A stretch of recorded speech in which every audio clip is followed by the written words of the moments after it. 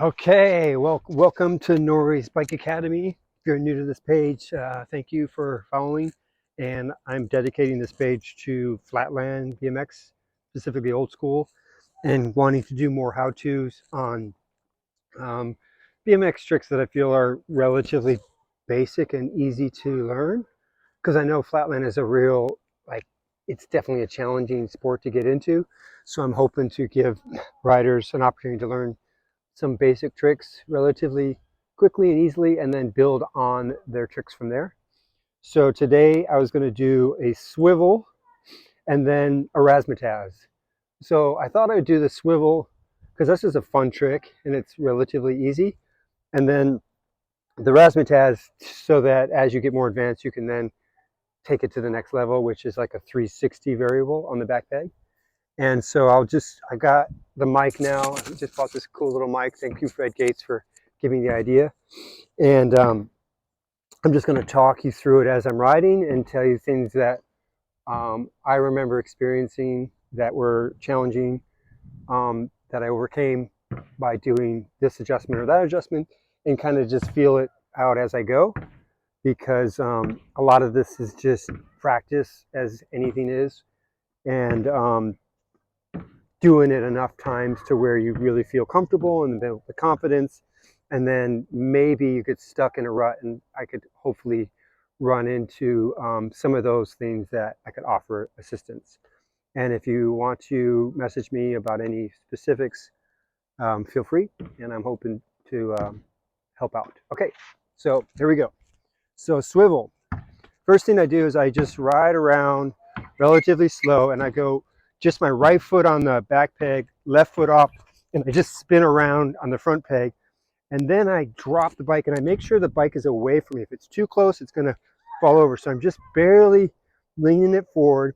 Then I drop it down, and that's just a regular swivel. Then I come back up, I grab the front brake, and I ride out like so. I know, like if you've never done that before, and you try it, you're probably gonna go, oh my gosh, that looks so easy. But obviously I've been doing that for a long time, many times of practicing it. But give you a couple little pointers. Start off by the front brake on. If you don't have a brake, you can do it, but you're gonna have to just balance like so, push off, and just slowly learn how to control your bike. Things to watch for is if the bike is too close to your body, you're not going to be able to get that. I'm going to try to demonstrate that again, where I'm putting the bike really close to my body and it's not really going to have the control that I need to. So again, I would start off just to get the idea of going into the swivel before you do a boomerang into it. Left foot on, I'd use the front brake to start, step up in a balance, let go of the brake, kick the tire, and then lean the bike away from you. And it doesn't take much. It's just a little bit that I'm pumping. And then I just think it's fun when you drop it all the way down, because then you can keep going. You do need a free coaster or a coaster brake in order to not let the pedal spin around. So that's pretty much it. I mean, you might just have to practice that over and over and over. Just start here.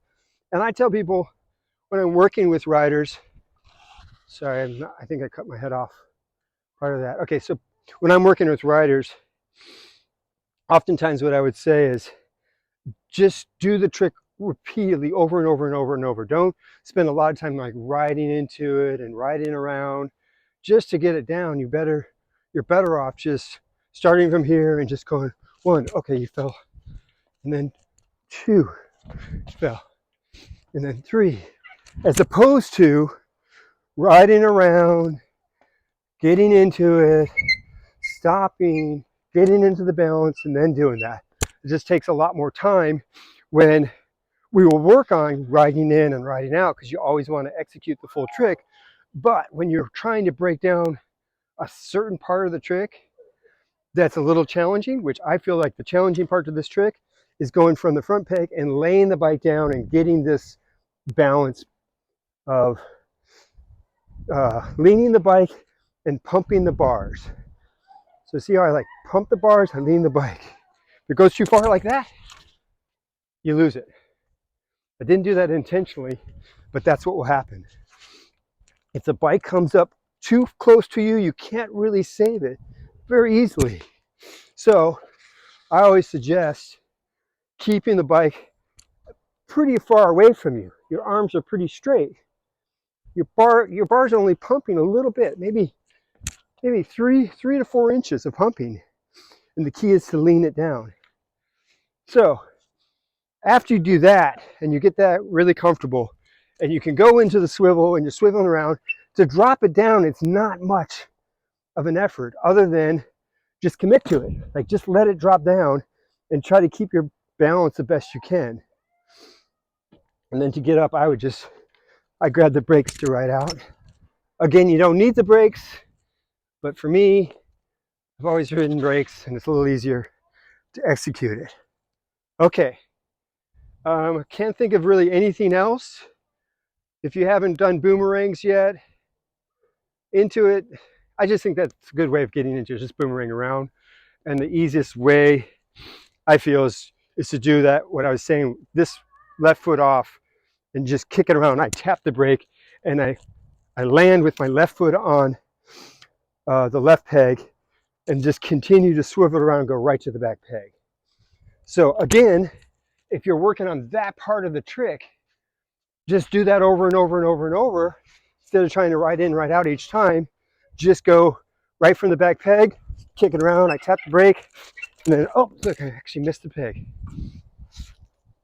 Okay, let's try that again. Left foot off, grab the brake, let go of the brake, lean the bike, and then pump. What else? I think the hazard of this, you might want to put shin guards on, because sometimes the bike will roll out really fast and it'll just crack you right against your shins. To prevent that, have brakes is one thing. And also, when you do start to spin, make sure to lean your body away from it. Okay, so now I'm going to take it to the next step, which is that Razzmatazz. So the first thing, like I mentioned, is just learn how to drop into the swivel. The second one is learn how to go from the back peg, right leg, left leg around, drop it into the swivel, and then learn to drop it down, no-handed. Now here's the next one. I grab the seat and the frame and I move my foot right on my crank arm. And then what I'm going to do is I'm going to stand up and I'm going to push that foot. At the same time, I'm going to spin my body around and land here. Okay? So this is how it should look, or it could look. So from the back peg, tapping the brake, I drop it down, I do a quick no-hander, I grab the seat and the frame, move my foot, this will happen. This will happen. See how my crank arm turned? So it stopped me. So at that point, you just have to ride out and make it like it's no big deal. But it happens to us all the time. Okay, here we go. Make sure that pedal's set so that it's not going to turn. Do the little boomerang back on the back peg. Drop the bike down. This is the setup. Foot's there. And then I spin it around. Oh, I didn't pull it. But that's okay. There's always take two. So oftentimes, in order for me to pull the trick, if I get in a little bit of a rut, I just think positively. I think about keep my feet on the bike. Keep my feet on the bike. Here we go. Swivel, like so. Drop it down, like so. Set up, throw it. And I did touch. You see that little sneaky touch? Kind of known for that. I always tend to, when I touch, I try to just touch ever so slightly, as opposed to just falling out of the trick if I don't pull it. So, and sometimes you'll get away with that like in a show, but in a contest, obviously, you're gonna get marked against that. So the ground is lava, so we can't touch. We know that's part of the outline of this program. So here we go, third time's a charm. Back peg, onto the front peg, drop it down to a swivel, no-handed, set up, spin it, right to the pedal, boom, pulled it. Third time's a charm. Now I know, like, just deciding in my own head that I'm gonna make this trick, I picture myself like visualizing, writing out, can be a huge help. Sometimes you get in a mental block, and I tend to go off to a different trick and then come back, and that often will help. So that's it for today. More to come. I hope you enjoy it. Please feel free to message me if you have questions.